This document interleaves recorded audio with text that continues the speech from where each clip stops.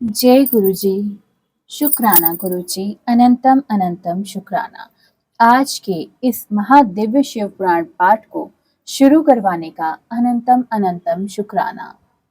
गुरु जी महाराज, अपने सारे बच्चों को ब्लेस करना। आज करवा चौथ है और हमारा ये व्रत आपके इस दिव्य शिव पुराण पाठ को सुनकर और भी ज्यादा सफल हो। गुरु जी, हमारे सबके सुहाग को सदा बनाए रखना।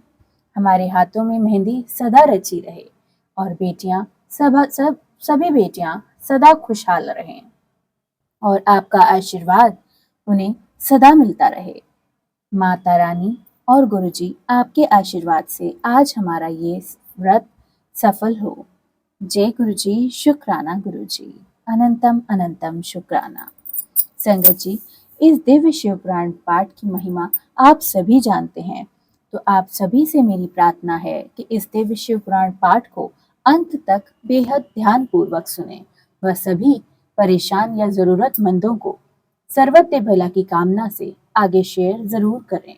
जय गुरु जी। महाप्रलय काल में केवल सद ब्रह्मा की सत्ता का प्रतिपादन उस निर्गुण निरंकार ब्रह्मा से ईश्वर मूर्ति सदाशिव का प्राकट्य व सदाशिव द्वारा स्वरूप भूता शक्ति अंबिका का प्रकटीकरण, उन दोनों के द्वारा उत्तम क्षेत्र काशी या आनंदवन का प्रादुर्भाव, शिव के वामांग से परम पुरुष विष्णु का आविर्भाव तथा उनके सकाश से प्राकृत तत्वों की क्रमशः उत्पत्ति का वर्णन। ब्रह्मा जी कहते हैं, ब्राह्मण देव शिरोमणे, तुम सदा समस्त जगत के उपकार में ही लगे रहते हो। तुमने लोगों के हित की कामना से यह बहुत ही उत्तम बात पूछी है, जिसके सुनने से संपूर्ण लोकों के समस्त पापों का श्रेय हो जाता है। उस अनामय शिव तत्व में मैं तुमसे वर्णन करता हूँ। शिव तत्व का स्वरूप बड़ा ही उत्कृष्ट और अद्भुत है। जिस समय समस्त चराचर जगत नष्ट हो गया था, सर्वत्र केवल अंधकार ही अंधकार था। न सूर्य दिखाई देता था और न ही चंद्रमा। अनायय यहाँ और नक्षत्रों को भी पता नहीं था। ना दिन होता था, ना रात होती थी। अग्नि, पृथ्वी, वायु और जल की भी सत्ता नहीं चल रही थी। प्रधान तत्व अव्याकृत प्रकृति से रहित सूना आकाश मात्र शेष था। दूसरे किसी तेज की उपलब्धि ही नहीं होती थी। अदृष्ट आदि का भी अस्तित्व नहीं था। शब्द और स्पर्श भी साथ छोड़ चुके थे। गंध और रूप की भी अभिव्यक्ति नहीं हो रही थी। रस का भी अभाव हो गया था। दिशाओं का भी मान नहीं था। इस प्रकार सब ओर निरंतर सूची भेद घोर अंधकार फैला हुआ था। उस समय तत्सद ब्रह्मा, इस श्रुति में जो सत सुना है या सुना जाता है, एकमात्र वही शेष था। जब यह वह ऐसा जो इत्यादि रूप से निर्दिष्ट होने वाला भावात्मक जगत नहीं था, उस समय एकमात्र वह सत ही शेष था, जिसे योगी जन अपने हृदयाकाश के भीतर निरंतर देखते थे। वह सत तत्व मन का विषय नहीं है। वाणी की भी वहां तक कभी नहीं पहुंच पाती। वह नाम तथा रूप रंग से शून्य है। वह ना शून्य स्थूल है, ना कृश है, हस्व है, ना दीर्घ है, ना लघु है, ना गुरु है। इसमें ना कभी वृद्धि होती है और ना ही कभी हास्य। श्रुति भी उसके विषय में चकित भाव है। इतना ही कहती है, अर्थात उसकी सत्ता मात्र का ही निरूपण करती है। उसका कोई शेष विवरण देने में असमर्थ नहीं है। उसका कोई विशेष विवरण देने में असमर्थ हो जाती है। वह सत्य ज्ञान स्वरूप अनंत परमानंदमय परम ज्योति स्वरूप अप्रेम आधार रहित, निर्विकार, निराकार, निर्गुण, योगिगण में सर्वव्यापी, सबका एकमात्र कारण, निर्विकल्प, निरा निरारंभ, माया शून्य, उपद्रव्य रहित, अद्वितीय, अनादि अनंत, संकोच विकास से शून्य तथा चिन्मय है। जिस पार ब्रह्म के विषय में ज्ञान और अज्ञानता से पूर्ण उक्तियों द्वारा इस प्रकार ऊपर बताए हुए विकल्प दिए जाते हैं, उनके कुछ काल के बाद सृष्टि का समय आने पर द्वैत की इच्छा प्रकट की जाती है। इसके भीतर एक से एक अनेक होने का संकल्प उदित होता है। तब उस निराकार परमात्मा ने अपनी शीला शक्ति से अपने लिए मूर्ति, आकार और कल्पना की। वह मूर्ति संपूर्ण ऐश्वर्य गुणों से संपन्न, सर्व ज्ञानमयी, शुभ व शुभ स्वरूपा, सर्वव्यापिनी, सर्वरूपा, सर्वविदर्शिनी, सर्वकारिणी, सबकी एकमात्र वंदनीय, सर्वाधा व सब कुछ देने वाली और संपूर्ण संस्कृतियों का केंद्र थी। उस शुद्ध रूपिणी ईश्वर मूर्ति की कल्पना करके वह अद्वितीय, अनादि अनंत, सर्व प्रकाशक, चिंतमय, सर्वव्यापी और अविनाशी पार ब्रह्म अंतर्हित हो गए। जो मूर्ति रहित पार ब्रह्म है, उसी की मूर्ति चिन्मय आकार यानी भगवान सदाशिव हैं। अवाचीन और प्राचीन विद्वान वही को ईश्वर है। उस समय एकाकी रहकर स्वेच्छानुसार विहार करने वाले उन सदाशिव ने अपने विग्रह से स्वयं ही एक स्वरूप भूता शक्ति की सृष्टि की, जो उनके भीतर वह श्री अंग से कभी अलग होने वाली नहीं थी। उस पराशक्ति को प्रधान, प्रकृति, गुणवती, माया, बुद्धि तत्व की जननी तथा विकार रहित बताया जाता है। वह शक्ति अंबिका की कही गई है। उसी को प्रकृति, सर्वेश्वरी, त्रिदेव जननी, नित्या और मूल कारण भी कहते हैं। सदाशिव द्वारा प्रकट की गई उस शक्ति के 8 भुजाएं हैं, जो उस शुभ लक्षणा देवी की मुख शोभा विचित्रित है। वह अकेली ही अपने मुखमंडल में सदा एक सहस्त्र चंद्रमाओं की कांति धारण करती है। नाना प्रकार के आभूषणों से उसके श्री अंगों की शोभा बढ़ती है। वह देवी नाना प्रकार की गतियों से संपन्न है और अनेक प्रकार के अस्त्र शस्त्र धारण करती है। उसके खुले हुए नेत्र खिले हुए कमल के समान जान पड़ते हैं। वह अचिंत्य तेज से जगमगाती है। वह सबकी योनि है और सदा उद्यमशील रहती है। एकाकिनी होने पर भी वह माया संयोग वशात अनेक हो जाती है।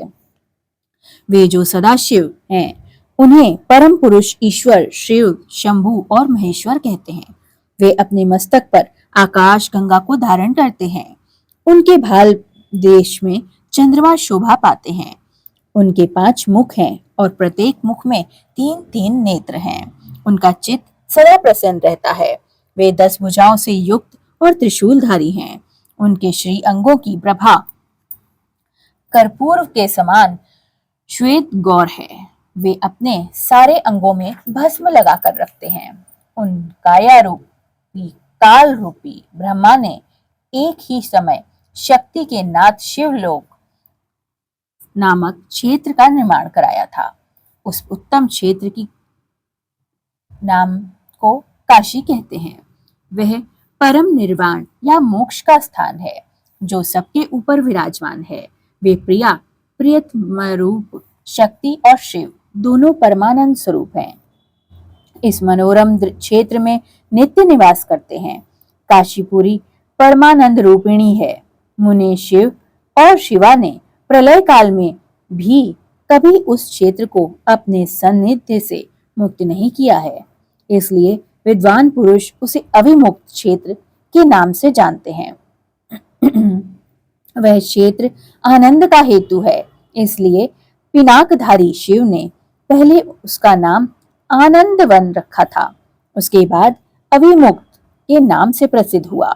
देवर्षि एक समय उस आनंदवन में रमण करते हुए शिवा और शिव के मन में यह इच्छा हुई कि किसी दूसरे पुरुष की भी सृष्टि करनी चाहिए। जिस पर यह सृष्टि संचालन का महान भार रखकर हम दोनों केवल काशी में रहकर इच्छा अनुसार विचरें और निर्वाण धारण करें। वही पुरुष हमारे अनुग्रह से सदा सबके सृष्टि का पालक होगा। वह पालन करे और वही अंत में सबका संहार भी करे। यह चित्त एक समुद्र के समान है।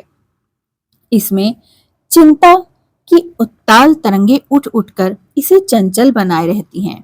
इसमें सत्व गुण रूपी रत्न, तमोगुण रूपी ग्रह और रजोगुण रूपी मूंगे भरे हुए हैं। इस विशाल चित्त समूह को संकुचित करके हम दोनों उस पुरुष के प्रसाद से आनंद काल यानी काशी में सुख पूर्वक निवास करेंगे। यह आनंद वन वह स्थान है जहाँ हमारी मनोवृत्ति सब ओर से सिमट कर इसी में लगी हुई है तथा जिसके बाहर का जगत चिंता से आतुर प्रतीत होता है। ऐसा निश्चय करके शक्ति सहित सर्वव्यापी परमेश्वर शिव ने अपने वाम भाग के 10वें अंग पर अमृत मल दिया। फिर तो वहां से एक पुरुष प्रकट हुआ जो तीनों लोकों में सबसे अधिक सुंदर था। वह शांत था, उसमें सत्व गुण की अधिकता थी तथा वह गंभीरता का अथार सागर था। मुने क्षमा नामक गुण से युक्त उस पुरुष के लिए ढूंढने पर भी कहीं कोई उपमा नहीं मिलती। उसकी कांति इंद्रनील मणि के समान श्याम थी। उसके अंग अंग में दिव्य शोभा छिपक रही थी और नेत्र प्रफुल्लित कमल के समान शोभा पा रहे थे। श्री अंगों पर स्वर्ण की सी कांति देने वाले 2 सुंदर रेशमी पीतांबर शोभा दे रहे थे। किसी से भी पराजित ना होने वाला वह वीर पुरुष अपने प्रचंड भुज दंडों से सुशोभित हो रहा था। तदंतर उस पुरुष ने परमेश्वर शिव को प्रणाम करके कहा, स्वामिन, मेरे नाम निश्चित कीजिए और काम बताइए। उस पुरुष की यह बात सुनकर महेश्वर भगवान शंकर हंसते हुए मेघ के समान गंभीर वाणी में उससे बोले। शिव ने कहा, वत्स, व्यापक होने के कारण तुम्हारा विष्णु नाम विख्यात हुआ है। इसके सिवा और भी बहुत से नाम होंगे जो भक्तों को सुख देने वाले होंगे। तुम सुस्थिर उत्तम तप करो क्योंकि वही समस्त कार्यों का साधक है। ऐसा कहकर भगवान शिव ने श्वास मार्ग से श्री विष्णु को वेदों का ज्ञान प्राप्त किया। तदंतर उनकी महिमा से अपनी व्युत्थ न होने पर वाली श्री हरि भगवान शिव को प्रणाम करके बड़ी भारी तपस्या करने लगे और शक्ति सहित परमेश्वर शिव भी प्राशदंड गंडों से के साथ वहां से अदृश्य हो गए। भगवान विष्णु ने सुदीर्घ काल तक बड़ी कठोर तपस्या की। तपस्या के परिश्रम से युक्त भगवान विष्णु के अंगों से नाना प्रकार की जल धाराएं निकलने लगी। यह सब भगवान शिव की माया से ही संभव हो रहा था। महामुने, उस जल से सारा सूना आकाश व्यापक हो गया। वह ब्रह्म रूप जल अपने स्पर्श मात्र से सब पापों का नाश करने वाला सिद्ध हुआ। उस समय थके हुए परम पुरुष विष्णु ने स्वयं उस जल में शयन किया। वे दीर्घकाल तक बड़ी प्रसन्नता के साथ उसमें रहे। नार अर्थात जल में शयन करने के कारण ही उनका नारायण नाम, यह श्रुति सम्मत नाम प्रसिद्ध हुआ। उस समय उन परम पुरुष नारायण के सिवा दूसरी कोई प्राकृत वस्तु नहीं थी। उसके बाद भी वहां महात्मा नारायण देव से यथासंभव सभी तत्व प्रकट हुए। महात्मते विद्वन, मैं उन तत्वों की उत्पत्ति का प्रकार बता रहा हूँ, कृपया करके सुने।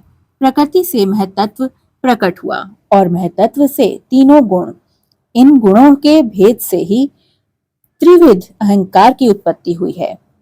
अहंकार के 5 तन्मात्राएं हुई और उन तन्मात्राओं से 5 भूत प्रकट हुए। उसी समय ज्ञानेंद्रियों और कामेंद्रियों का भी प्रादुर्भाव हुआ। मुनि श्रेष्ठ, इस प्रकार मैंने तुम्हें तत्वों की संख्या बताई है। इनमें से पुरुष को छोड़कर शेष सारे तत्व प्रकृति से ही प्रकट हुए हैं। इसलिए सब के सब जड़ हैं। तत्वों की संख्या 24 है।